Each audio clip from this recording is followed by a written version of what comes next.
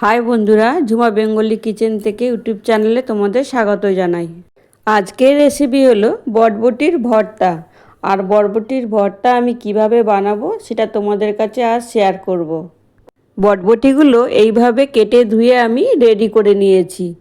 একই সবজি একই রকমভাবে খেতে ভালো লাগে না রোজ রোজ, তাই এইভাবে একদিন বানিয়ে খেয়ে দেখো, কেমন লাগলো কমেন্ট করে জানিও কিন্তু।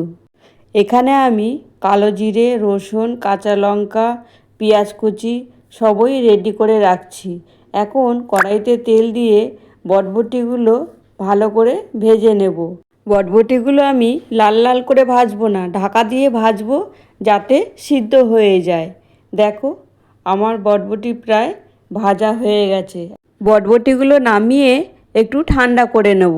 এখন ওই গরম কড়ায় লঙ্কা, রসুন আর কালো জিরে ভালো করে ভেজে নেব। দেখো, আমার ভাজা হয়ে গেছে।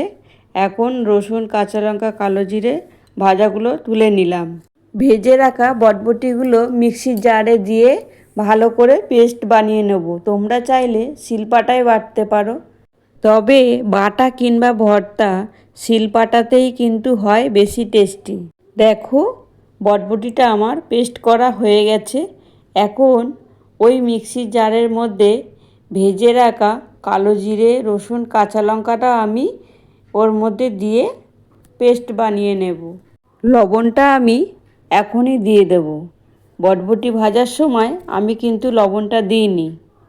সব কিছু আমার পেস্ট করা হয়ে গেছে। এখন একটা প্লেটের মধ্যে ঢেলে নিলাম।